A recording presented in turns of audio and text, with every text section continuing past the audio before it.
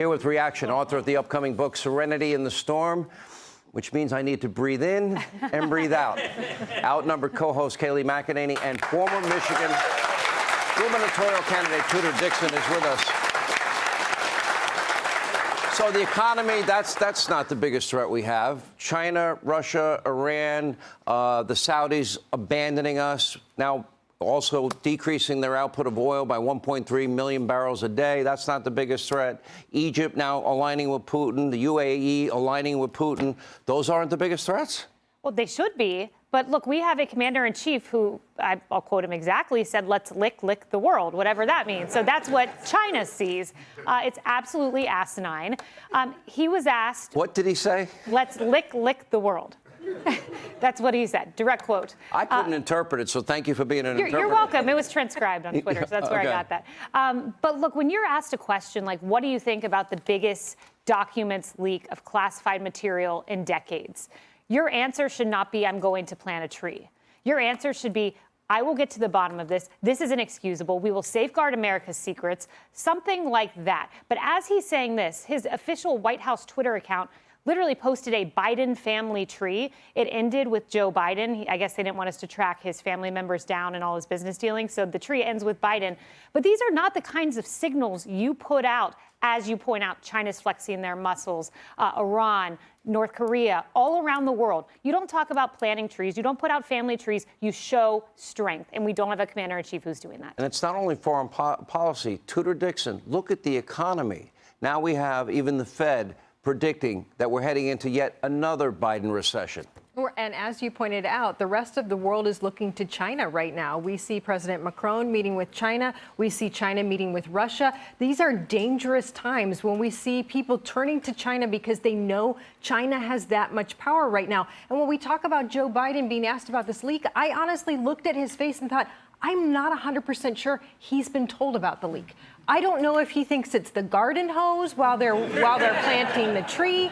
I'm not sure if he even understands it. But when you have a president who is clearly suffering from dementia, the rest of the world, you can even see the Polish or the Irish. You're raising a very important point, because even Democrats are now saying, and God bless Senator Dianne Feinstein, I wish her the best of health, but she has been in a significant cognitive decline. It is an open secret in Washington. So they now are saying it's time to go. Who's going to be the first Democrat that has the courage to say, Joe, you're not up to the job? Someone should. Look, Ro Khanna raised... How about his own wife? Yes, his own wife, seriously, because the American people, I mean, their vote's in. They were asked, does he have the stamina and sharpness to be president effectively? That was a CNN poll, 32% yes, 35% think he inspires confidence. I mean, these ratings are low. And Ro Khanna raised a really important point. He's a Democrat. He said, you know, and I'll paraphrase him here, if we have an elected official, you need to be able to actually represent your And he was talking about Feinstein. He was talking about Feinstein. But it's time for someone to say that about President Joe Biden. I mean, the numbers reflect it. The numbers reflect it, but most Democrats don't want him to even run. And, okay, Robert F. Kennedy Jr., we've invited him on the program. We'll give him a fair opportunity to, you know, put out his message. I know some people might agree with him. He was anti-vaccine, for example. However, every other position, I think I'll probably disagree with him on. But some are thinking and are believing that he could be a real challenge to Joe Biden. Do you believe that's so? I think the Democrats have made it clear that once they choose a candidate, they choose a candidate, and that candidate will be strong. And I don't see a lot of people coming around Kennedy right now. I see what happened in 2020 happening again if he chooses to run. But I think behind the scenes, they are panicked. They're panicked because you talk about Jill Biden. Jill Biden is a master at making it seem like he's fine, but she's not there right now. His son is clearly freaking out that his father has dementia. You could see in his face, you could see the body language. I think men... He's hoping he gets his pardon before something happens to Biden. Yes. Well, let me just ask you both this last question, because heading into 2024, I think the Republican Party has to change the way they look at elections. And by that, I mean there has been reluctance, resistance towards voting early and voting by mail. That has to stop. Republicans, you've got to get over it. Embrace it. That is the system we have. I prefer paper ballots, but until you win elections, you can't change the system. Secondly, and more importantly, Democrats don't run campaigns like they used to. They don't do media avails. They don't shake hands, do selfies, kiss babies, do town halls. They hide in their basement.